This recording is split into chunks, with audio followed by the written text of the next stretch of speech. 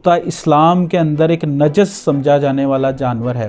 اس شخص نے اپنی سرجری کروائی اپنے آپ کو کتا دکھنے کے لیے، اس نے کتنی سرجریاں کروائی ہیں۔ اسپین کے اندر ایک فیسٹیول ہوتا ہے جس میں وہ اپنے کپڑے اتار دیتے ہیں، ہیلووین نائٹ ہوتی ہے جس میں وہ اپنی بیویاں، اپنی بیٹیاں شیئر کرتے ہیں ایک رات کے لیے۔ السلام علیکم ناظرین، میں ہوں رافع خان۔ ناظرین، قرآن پاک کی ایک بڑی خوبصورت آیت ہے، سورۃ 3 میں اللہ تعالیٰ ارشاد فرماتے ہیں لَقَدْ خَلَقْنَا الْإِنسَانَ فِي أَحْسَنِ تَقْوِيمٍ، یقیناً ہم نے انسان کو بہترین صورت میں پیدا کیا۔ اور اس کے بعد دوسری آیت میں اللہ تعالیٰ آگے ارشاد فرماتے ہیں ثُمَّ رَدَدْنَاهُ أَسْفَلَ سَافِلِينَ، اللہ تعالیٰ فرماتے ہیں کہ پھر اسے نیچوں سے نیچا کر دیا ہم نے۔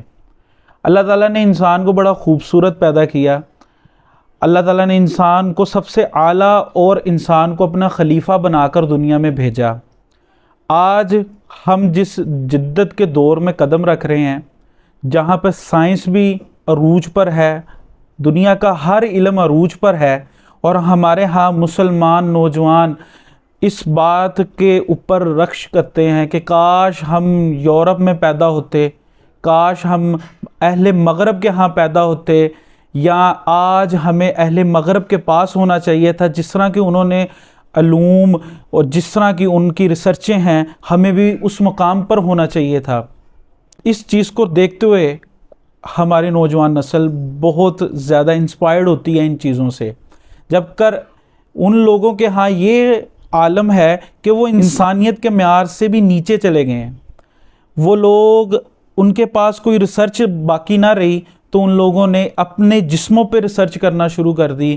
انہوں نے کبھی اپنا جینس تبدیل کر مرد سے عورت، عورت سے مرد، مرد کی مرد سے شادی، عورت کی عورت سے شادی کرنا شروع کر دی۔ وہ اپنے معاشرے میں نت نئی ایجادات کرتے رہے۔ اس کے بعد اب کچھ حالیہ دنوں میں جاپان کے اندر ایک شخص نے 60 سے 70 لاکھ روپیہ لگا کر ایک کاسٹیوم تیار کیا۔ وہ کاسٹیوم کسی لباس کا نہیں تھا بلکہ ایک جانور کتے کا تھا۔ کتا اسلام کے اندر ایک نجس سمجھا جانے والا جانور ہے۔ سورۃ اعراف میں اللہ تعالیٰ ارشاد فرماتے ہیں، جس آیت کا مفہوم ہے آیت 179 میں، کہ ہم نے انسان کو آنکھیں دی دیکھنے کے لیے، کان دیے سننے کے لیے، زبان دی بولنے کے لیے، پر اگر وہ شخص اس کا غلط استعمال کرے گا تو وہ دوزخ کی گھاٹیوں کے اندر ہوگا۔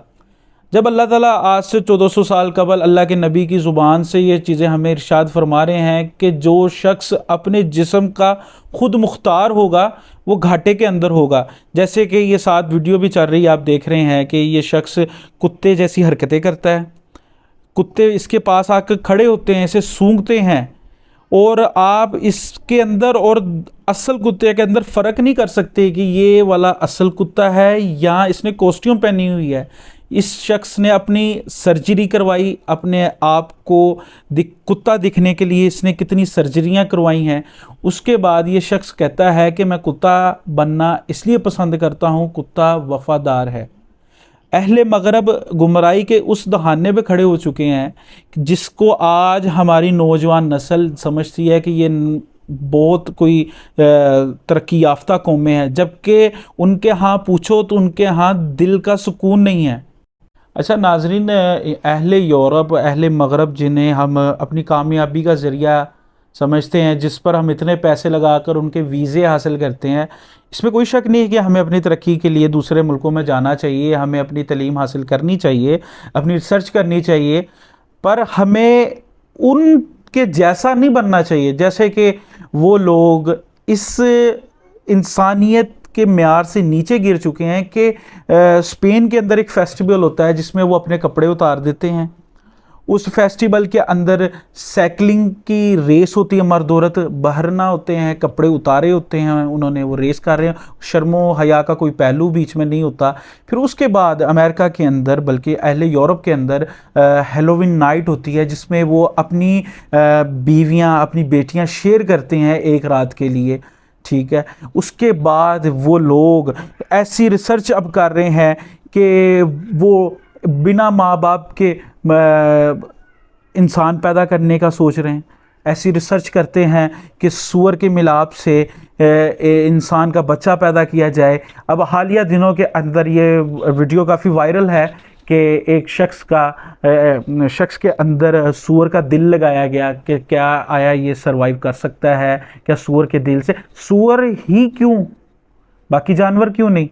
کیونکہ سور حرام جانور اسلام میں ہے، اور ایسی چیزوں سے ریسرچ کی جاتی ہے جو ہمارے معاشرے میں، کیونکہ انہیں پتہ ہے ان کے خود نسل کوئی ترقی پہ گامزن نہیں، ان کے ملک کے اندر ہمارے مسلمان سائنٹسٹ ہیں، ہمارے ملک کے سائنٹسٹ ورک کرتے ہیں، ان کو ترقی کے معیار پر لے کر جاتے ہیں، پر وہ حرام رستے کو چوز کرتے ہیں۔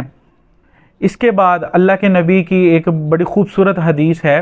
اللہ کے نبی صحابہ کے ساتھ ایک جگہ سے گزر رہے تھے تو اللہ کے نبی نے ارشاد فرمایا، اس کوڑے کے ڈھیر کے اوپر ایک بکری کا بچہ مرا ہوا تھا، تو اللہ کے نبی نے اس بچے کو اٹھایا اور فرمانے لگے کہ اے میرے صحابہ، اس بکری کے بچے کی کیا قیمت ہوگی، یا تمہیں اس کو کس قیمت میں خریدو گے؟ تو صحابہ نے فرمایا کہ یا رسول اللہ، یہ تو مر چکا ہے، یہ کھانے کے قابل نہیں۔ تو اللہ کے نبی نے بڑی خوبصورت اس وقت بات ارشاد فرمائی کہ یہ دنیا اس بکری کے مرے ہوئے بچے سے بھی کم تر ہے جس کے پیچھے آج ہم بھاگ رہے ہیں۔ ہم رزق تو کمائیں، حلال طریقے سے کمائیں، تھوڑا کمائیں، اچھا کمائیں، ہم جاب کریں، اچھی کریں، ہم اس کے بعد ہم کسی اچھے رستے پہ چلنا چاہتے ہیں، کسی دوسری کنٹری میں جانا چاہتے ہیں، ہم جائیں، اسلام ہمیں اس سے روکتا نہیں ہے، پر ہمیں اسلام ان حرام کاریوں پہ چلنے سے روکتا ہے۔ اسی کے ساتھ اللہ تعالیٰ مجھے اور آپ کو دین کے اوپر چلنے کی ہمت عطا کرے، اللہ تعالیٰ مجھے اور آپ کو اسلام کے راستے پہ چلنے کی توفیق دے۔ مجھے اسی کے ساتھ اجازت دیں۔ السلام علیکم ورحمۃ اللہ۔